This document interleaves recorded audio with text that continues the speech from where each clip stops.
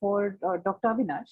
I'm sure you must be getting people complaining that I have a lot of repetitive, disturbing thoughts and पता नहीं इसको कैसे रोकना है and क्या करना है. So what would be your action or advice in that scenario?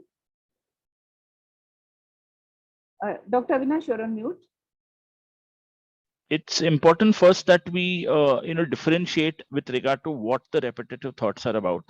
So are we looking at just rumination, that is repetitive thoughts that you see in depression, or are we looking at obsessive thoughts wherein you have repeated thoughts which are intrusive, and whether these are obsessions and they form a part of what we refer to as OCD or obsessive compulsive disorder?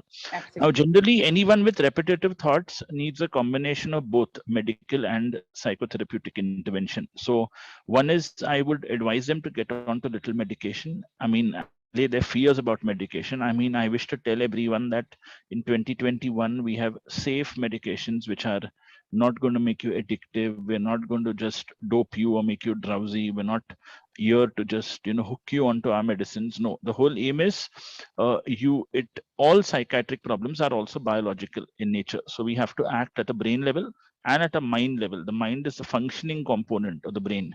So one of the things which we have to also work is at a therapy level. So the therapy could involve you using some kind of a CBT technique to challenge the thoughts.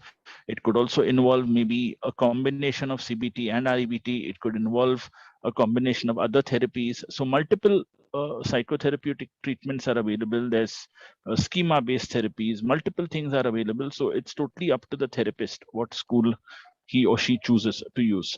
But I think the most prudent way would be that to combine medication and psychotherapy, because both mutually benefit each other. And I think the Absolutely. patient would do well there. Yeah. Absolutely. Yeah.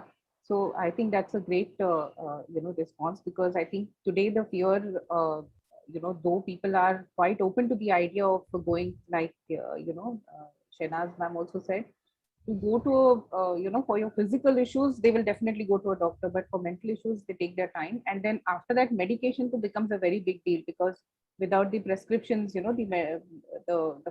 pharmacy doesn't give them the medicines, right? So Right. I think that also becomes a kind of a stigma, right? That tum pagal ho isliye goli le rahi ho, that kind of a thing also. Then that's Right. a new thought that that can set into the person basically, right? At some point.